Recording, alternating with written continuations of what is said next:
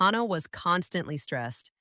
At night, I'd lie awake thinking about everything I forgot to do. She rushed through everyday life, always a little behind. Often she was so exhausted that she would sit and just stare into space, as if all her energy had vanished. I had to confront it, Hannah says about what became an important part of her recovery. Part 1. Subscribe to find out when she had her setback. When Hannah set out to rebuild her body after burnout, she confronted one specific part of her daily life. We live in a time where we're expected to always be available. It's hard to set boundaries, and I think there's a lot of people pleasing out there, she says. She believes smartphones are a big part of the problem. We're constantly reachable by email and messages. Notifications remind us multiple times a day to check our phones. On average, we reach for our phones 150 times a day, much of it triggered by those pings and vibrations. Is it hurting our health? You might have asked yourself whether all this screen time affects your concentration, well being, or sleep. Experts say, yes, it probably does. For Hannah, this became a key part of healing after her burnout. It began in 2020 when Hannah became a mother. A few months later, I fell into a depression. I got help, and when I came out of it, I went back to work. I was given a daytime schedule, which helped, who had previously worked rotating shifts. At first, returning to work felt good. She was motivated and excited to return to normal life. But during summer vacation that year, she realized she wasn't recovering. Her energy was low, and her motivation was disappearing. Well, I guess it's normal to feel tired, she thought. She was, after all, a full-time working mom. But her stress symptoms worsened. Suddenly, she had trouble going to the bathroom. She was frequently sick and constantly felt like she was running behind. My immune system started to fail. I went to work with a fever, cold sweats, and dizziness. At night, I'd lie awake thinking about work and what I forgot to do. At the same time, one part of modern life was wearing her down more than anything: her phone. I used scrolling like many people do, to numb myself from everything going on.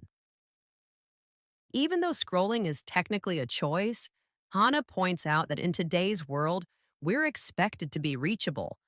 What if someone from work or daycare needed her? At work, I was a coordinator. I carried my phone and several others. People needed to reach me. I felt like I always had to be on. Eventually, it made me angry. At home, I noticed how exhausted I became from all the notifications. Like I couldn't breathe. For a long time, Hannah rushed through her days.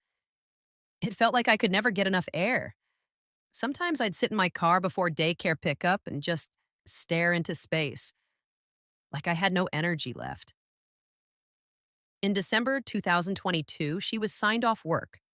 Eventually, it became clear that it would be a long-term sick leave. In the beginning, she says, it was awful. I felt like I had completely lost control over my body. For almost 4 months, she was completely wiped out. She cried a lot.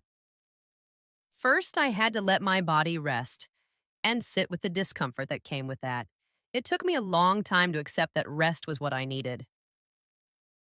Breaking life down to basics.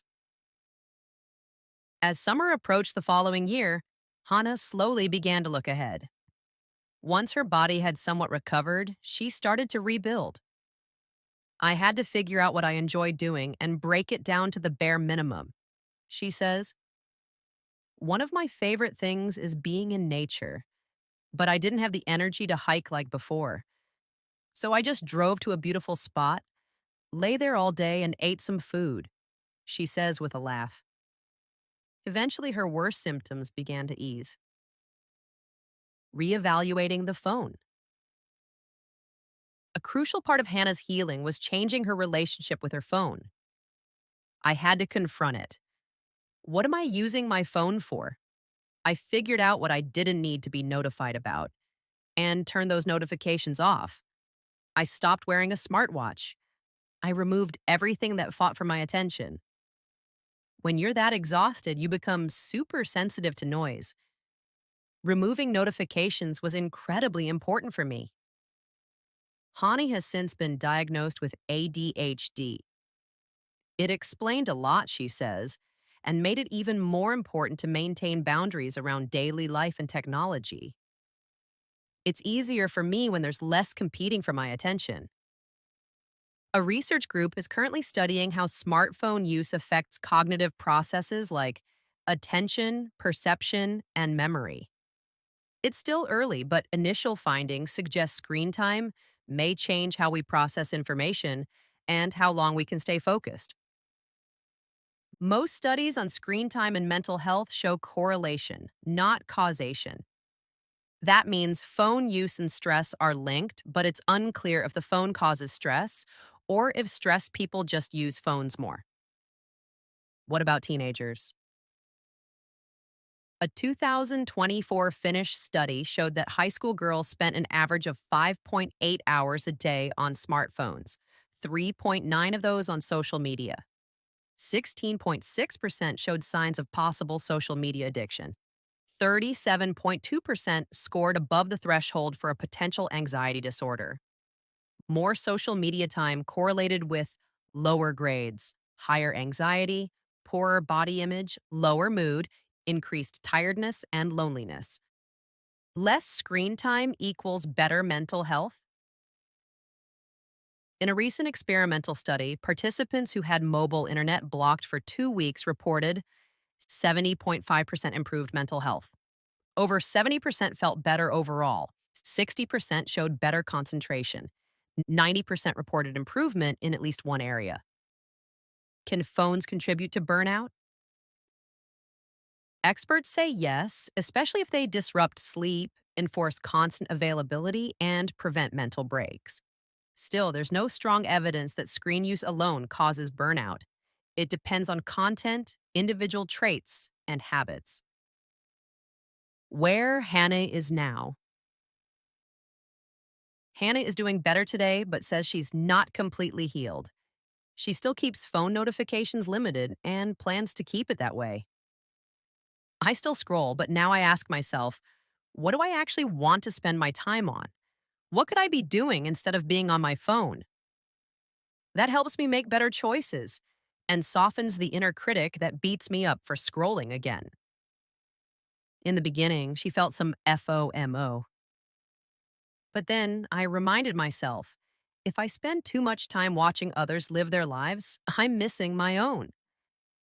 She now takes regular breaks from social media. I disconnect without apologizing. Those breaks help me train my attention on other things. She adds, we don't have to treat our phones like the enemy. The point is to become aware of and maybe change our habits. The most important thing is to understand what you actually want to use your phone for. I think many of us don't ask ourselves that question, especially when we're stuck in the hamster wheel, but choosing how we use it is essential.